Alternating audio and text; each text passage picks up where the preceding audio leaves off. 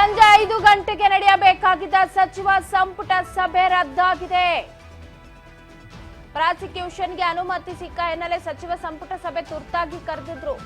ವಿಶೇಷ ಸಚಿವ ಸಂಪುಟ ಸಭೆ ಇದೀಗ ರದ್ದಾಗಿದೆ ಅನ್ನುವಂತಹ ಮಾಹಿತಿ ಸಿಗ್ತಾ ಇದೆ. 5 ಗಂಟೆಗೆ ನಡೆಯಬೇಕಾಗಿದ್ದಂತಹ ಸಚಿವ ಸಂಪುಟ ಸಭೆ ರದ್ದಾಗಿದೆ. ರಾಜ್ಯಪಾಲರಿಂದ ಪ್ರಾಸಿಕ್ಯೂಷನ್ಗೆ ಅನುಮತಿಯ ವಿಚಾರ. ವಿಶೇಷ ಸಚಿವ ಸಂಪುಟ ಸಭೆ ರದ್ದಾಗಿದೆ. ಯಾಕೆ ಗೊತ್ತಿಲ್ಲ, ಇನ್ನಷ್ಟೇ ಅಪ್ಡೇಟ್ ಸಿಗಬೇಕು. ರಾಜ್ಯಪಾಲರಿಂದ ಪ್ರಾಸಿಕ್ಯೂಷನ್ಗೆ ಅನುಮತಿ ಕೊಟ್ಟ ವಿಚಾರಕ್ಕೆ ಸಂಬಂಧಪಟ್ಟಂತೆ ಗೃಹ ಸಚಿವರು ಕೂಡ ಮಾತನಾಡಿದರೆ ಏನ್ ಹೇಳಿದ್ರು ಕೇಳೋಣ ಬನ್ನಿ. ನನಗೆ ಈಗ ಸುದ್ದಿ ಬಂದಿತ್ತು, ಯಾವ ರೀತಿ ಅನುಮತಿಯನ್ನ ಕೊಟ್ಟಿದ್ದಾರೆ ಅಂತೇಳಿ ನೋಡಬೇಕು. ಲೀಗಲಿ ಎಕ್ಸಾಮಿನ್ ಮಾಡ್ತಾರೆ. ಇದನ್ನು ಮುಂದೆ ಏನು ಮಾಡಬೇಕು ಅಂತೇಳಿ ಕಾನೂನಾತ್ಮಕವಾಗಿ ಹೋರಾಟ ಮಾಡಬೇಕು ಅಂತ ನಾವೆಲ್ಲ ಮೊದಲೇ ಹೇಳಿದ್ದೇವೆ. ಒಂದು ವೇಳೆ ಅನುಮತಿ ಕೊಟ್ಟಿದ್ದೇ ಆದರೆ ಅದರ ವಿರುದ್ಧವಾಗಿ ಕಾನೂನು ಹೋರಾಟ ಮಾಡ್ತೇವೆ ಅಂತ ಹೇಳಿ ನಾವೆಲ್ಲ ಮೊದಲೇ ಹೇಳಿದ್ದೇವೆ. ಮುಖ್ಯಮಂತ್ರಿಗಳು ಈಗ ಲೀಗಲ್ ಟೀಮ್ ಜೊತೆ ಚರ್ಚೆ ಮಾಡಿ ಮುಂದಿನ ಕ್ರಮ ಎಕ್ಸ್ಪೆಕ್ಟ್ ಇತ್ತು ಸರ್, ನೀವೇನು ವಿಶ್ವಾಸ ಇಲ್ಲ ಕೊಡಲ್ಲ? ನನಗೆ ವಿಶ್ವಾಸ ಇತ್ತು, ಕೊಡೋದಿಲ್ಲ. ನಾವೆಲ್ಲ ಎಕ್ಸ್ಪ್ಲನೇಷನ್ ಕೊಟ್ಟ ಮೇಲೆ, ಕ್ಯಾಬಿನೆಟ್ಟು ಅಡ್ವೈಸ್ ಮಾಡಿದ ಮೇಲೂ ಕೂಡ ಅವರು ಕೊಡೋದಿಲ್ಲ ಅಂತ ನಾವು ಭಾವಿಸಿದ್ದು. ಕೊಟ್ಟಿದ್ದಾರೆ ಅಂದರೆ ಇಲ್ಲಿ ಕಾನೂನಾತ್ಮಕವಾಗಿ ನಾವು ಅದನ್ನು ಎದುರಿಸಬೇಕಾಗ್ತದೆ. ಮೊದಲಿಂದನೂ ಕೂಡ ಕೇಂದ್ರದಿಂದ ಅಂದರೆ ಮೇಲಿನಿಂದ ಒತ್ತಡ ಅಂತೂ ಖಂಡಿತವಾಗಿ ಇದೆ ಅಂತ ಹೇಳಿದ್ರಲ್ಲಿ ಸ್ಪಷ್ಟವಾಗ್ತದೆ. ಯಾವುದೇ ನಿಖರವಾದಂಥ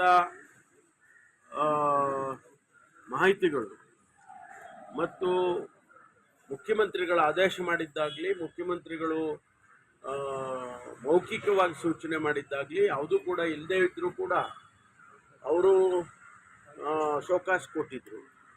ನಾವು ಶೋಕಾಸ್ನಲ್ಲಿ ವಿವರವಾಗಿ ಅವರಿಗೆ ಎಕ್ಸ್ಪ್ಲನೇಷನ್ ಮಾಡಿದ್ದೇವೆ. ಯಾವ ರೀತಿ ಈ ಇಡೀ ಪ್ರಕರಣ ನಡೆದಿದೆ ಅನ್ನೋದನ್ನು ಎಳೆಯಾಗಿ ನಾವು ಅವರಿಗೆ ತಿಳಿಸಿದ್ದೇವೆ. ಆದರೂ ಅವರು ಪ್ರಾಸಿಕ್ಯೂಷನ್ ಕೊಡ್ತಾರೆ ಅಂತ ಅಂದಮೇಲೆ ಸ್ವಾಭಾವಿಕವಾಗಿ ನಮಗನ್ಸುತ್ತೆ ಮೇಲಿನಿಂದ ಅವರಿಗೆ ಒತ್ತಡ ಇರ್ಬೋದು. ರಾಜ್ಯಪಾಲರ ಕಚೇರಿಯನ್ನು ಅವರು ಈ ರೀತಿ ದುರುಪಯೋಗ ಮಾಡ್ಕೊಳ್ತಾ ಇದ್ದಾರೆ ಅನ್ನೋದನ್ನು ನಾವು ಮೊದಲಿಂದನೂ ಹೇಳ್ಕೊಂಡು ಬಂದಿದ್ದೀವಿ. ಈಗ ಅದು ಪ್ರೂವ್ ಆದಂಗೆ ಆಗುತ್ತೆ. ಅಲ್ಲ, ಗೊತ್ತಿಲ್ಲ, ಯಾಕೆಂದರೆ ನಮಗೆ ಏನು ಬೆಳವಣಿಗೆ ಅಲ್ಲಿ ಏನಾಗ್ತದೆ ರಾಜಭವನದಲ್ಲಿ ಅಂತೇಳಿ ನಮಗೆ ಗೊತ್ತಿಲ್ಲ.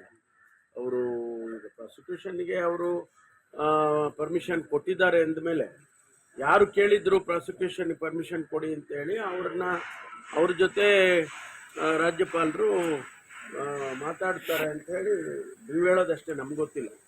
ಸರ್, ಇದು ಕೇಂದ್ರ ಸರ್ಕಾರದ್ದು ಅಥವಾ ದ್ವೇಷದ ನಡೆಯೋಣ ಅಂತ ಸರ್? ಅಲ್ಲ, ನಾವೀಗ ಅದನ್ನೇ ಅದೇ ಥರ ಭಾವಿಸ್ಬೇಕಾಗ್ತದೆ.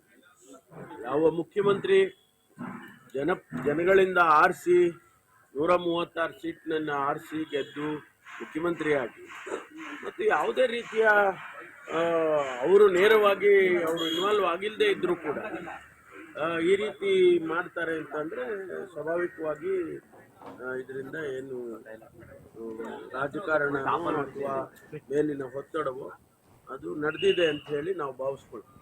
ಬಿಜೆಪಿ ರಾಜೀನಾಮೆ ಕೊಡಲಿ ಸಿದ್ದರಾಮಯ್ಯ ಅವರಂತ ಆಗ್ರಹ ಮಾಡ್ತಾ ಇದ್ದಾರೆ. ಅವ್ರು ಕೇಳೋದು ಸ್ವಾಭಾವಿಕ. ನಾವು ಅದನ್ನ ಕಾನೂನು ಪ್ರಕಾರ ಹೋರಾಟ ಮಾಡ್ತೇವೆ.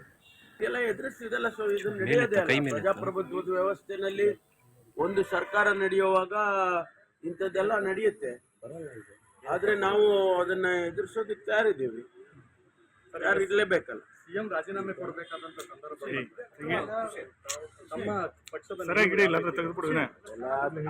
ಆ ಪ್ರಶ್ನೆ ಈಗ ಉದ್ಭವ ಆಗೋದೇ ಇಲ್ಲ. ಆ ಪ್ರಶ್ನೆ ಉದ್ಭವ ಈಗ ಆಗೋದಿಲ್ಲ. ಅದು ಯಾಕೆಂದ್ರೆ ನಾವು ಹೇಳಿದ ಮೇಲೆ ಕಾನೂನು ಪ್ರಕಾರ ಹೋರಾಟ ಮಾಡ್ತೀವಿ ಅಂತ ಅಂದಾಗ ಆ ಪ್ರಶ್ನೆ ಬರೋದಿಲ್ಲ. ನನಗೆ ಈಗ ಸುದ್ದಿ ಬಂದಿತ್ತು, ಯಾವ ರೀತಿ